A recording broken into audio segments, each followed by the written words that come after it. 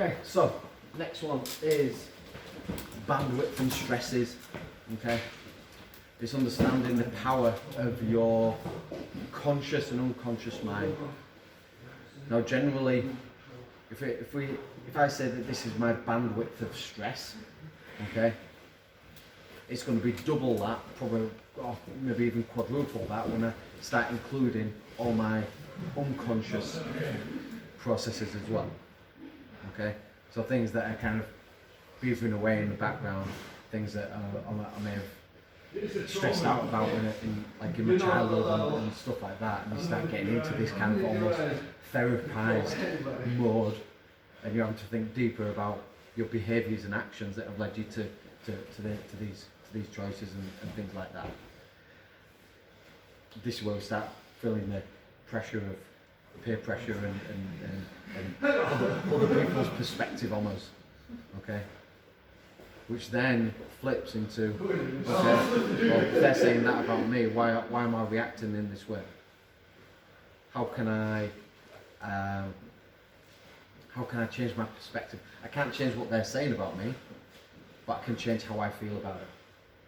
And then this is how you kind of drop into the kind of therapy mode of being able to rethink and reprogram yourself, or even just give yourself that little kind of system check to go, that's a negative cycle. I don't want to follow on that negative cycle. What's a positive cycle? How can I make myself feel more confident? How can I make myself feel more positive? How much weight am I putting on someone else's opinion? Am I overvaluing that opinion more than my own? I know that I've grafted. They don't know half the shit that I've been through. So there's a weight in there. Now, like, social media is a great, it's a great example of how maybe you'll get 100 comments on a post saying congratulations, well done, fantastic. One person will say, oh, you fucking knobhead. Yeah. Sorry. Where am I going to put my focus? Yeah, not on the 99 people that have given me positive feedback.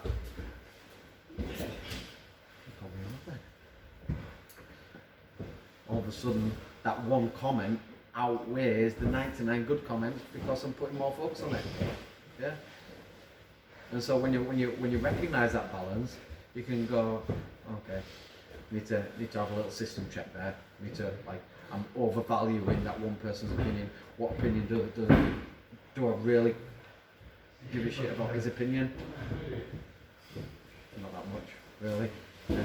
I'm overvaluing his opinion as opposed to valuing myself and valuing the work that I put in. Yeah.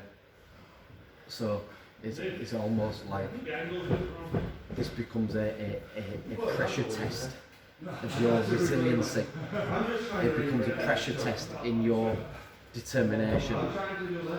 It becomes a pressure test in finding that internal grit and fire inside of you. You're not going to let it get extinguished by anybody else. Like, when I first went to Thailand, I said to the trainers that, I want you guys to treat me. I want you guys to treat me like you treat the Thais. I don't want any special treatment. I want you guys to deal with me just the same as you would do a Thai kid, and hold me to those same values. Like, generally over in Thailand, they'll say that Westerners are weak and soft, and they'll play the game, but they don't have the resiliency or determination to stick the course, to stay the course. I'm like, I'm not going to fall in for that. I'm not down for that. I want, like, if I'm going to pit myself against the very best guys in the world, I want to be held to the same accountable values that they're being held to. So I said, my trainer, Supanoy, he turned around to me and he says this, Thai boys do 5 rounds, you do 7. Thai boys run 10k, you run 15. Thai boys do 100 knees on the bag, you do 500. Thai boys do 200 push kicks on the wall, you do 1,000. It says right, and after this speech, it says right, okay, knees on the bag, 1,000 knees on the bag. I was like, okay, no problem. Got onto the bag, and he's like, oh, stop. And he was like, I'm not going to stand there and count 1,000 knees. He called one of the little Thai kids over, sat the Thai kid down on a little stool at the side of the bag, started kneeing the bag. 1, 2, 3, 4. I was like, I understood the Thai counting. I was like, he's counting every. Okay, so 1,000 knees each side. All right, okay, that's what I'm being held accountable to. And so, this is the values thing that we were saying, and how almost language is always going to play into that as well. I asked the head guy, GT, says, how can I tell my trainer that I'm tired? What's a Thai word for tired? He was like, I'm not going to tell you that. Says, I'll tell you the word for lazy. So you can tell your trainer that you're lazy. You can't tell him that you're tired. I was like, like mind blown. It's like that was a mind blowing moment to say, right, okay, it's just a reframing of that internal process that's going on inside. And so this is where that kind of bandwidth and language and stresses thing kind of kicks in. We've covered a lot on how we handle these distractions and how we handle these stresses. But also it comes back to these internal voices, this internal dialogue, how we talk to ourselves. And it's whether that internal voice and those that internal dialogue is either an encouragement or whether it's detracting from our performance. Is it helping you along? Is it a cheerleading crew in the back of your head shouting your name? Oh, you're on. Or is it going, loser, you could do better than that. Loser, no, you could do better. Okay. This is all stuff that's going on in here. Okay. Understanding the dialogue that's being used in your own head means that you can then start addressing it and start fighting back against it. This is how we learn to find that internal grit and determination to recognise what's helping us and what's taken away from our performance. And sometimes some of the things that you come across can be pretty rough, can be quite tough to deal with. Some of these like ego issues, and then when you've got those ego issues, like why am I acting that way? Why am I holding myself? Why am I overcommitting or beating myself up too much on that? That's when we spend time. That's when we can have chats. Yeah.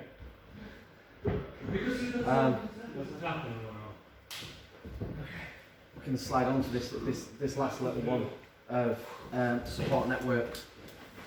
So understanding your support network. Support networks in training, having good training partners around you. You can buddy up with training partners, like you can have your own secret personal chat. Yeah, hold each other accountable.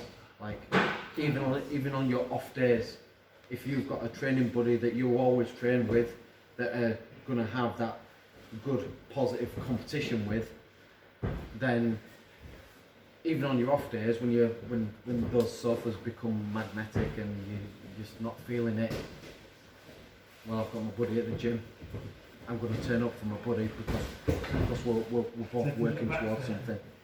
That's where our teamwork kicks in. Like everyone talks about combat sports being an individual sport. It's not an individual sport, it's a teamwork sport. it's a teamwork because we have to work as a team in here. Like I say, holding each other accountable and turning up, even when you haven't got fights going on, you turn up so that you're a sparring partner for the guys that have got fights coming up.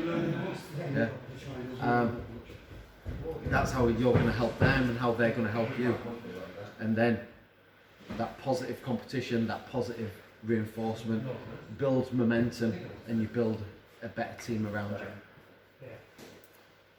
Recognising your support network at home. Now, I'm not here to judge over people's home scenarios. Everyone's got different home scenarios and stuff like that. But recognising where you've got positive influence and negative influence. Is it a wholesome environment? Some people do, some people don't. Value those support networks around you. Friends, associates, and understanding your circles.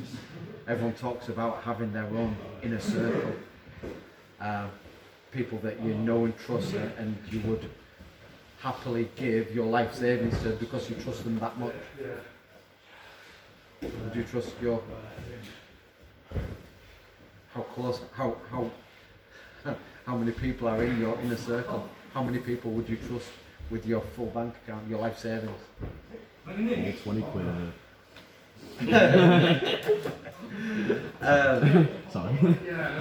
Then you've got your friends and associates, and if you see it as like a series of circles all inside each other, that's how we know where our inner circle is, where our friends are, where our associates are. But then also you being part of a business. As a fighter, generally you tend to get more opportunities the more tickets you sell. So you want to have a wide circle, but then there's only a few people that you're going to really deeply trust. And within that inner circle, that's where you're happy to make yourself vulnerable. That's why you're happy to make yourself vulnerable and have those deeper conversations, because these people understand you. You might not really want to share that with absolutely everybody, because not everyone has your best intents at heart. Sorry to say that, but that's just life. And then this is when we can start bouncing around. Once we're establishing ourselves as fighters, as part of the fight business, it's making you a product. That's when you start getting sponsorships. That's when you start approaching businesses and saying what value you can bring to their business, and offer them more exposure and put them in a positive light, and then you become a guide and a role model and everything else around it, because that's part of your, not only your support network, but part of your legacy, your reputation, and things grow from there. And so there's a massive depth to everything else that's going on around stuff that's going on the map. Being a fighter isn't just about training time. Being a fighter is about being a lifestyle guy, okay? And then obviously there's a knock-on effect with the information that you're kind of putting out there, your reputation, how you act outside the gym as well. So then, like I said, that's when you become role models. Yeah. Is that good? Yeah. Cool. Okay, so that was on support network. We've just got one last little drill to go through. I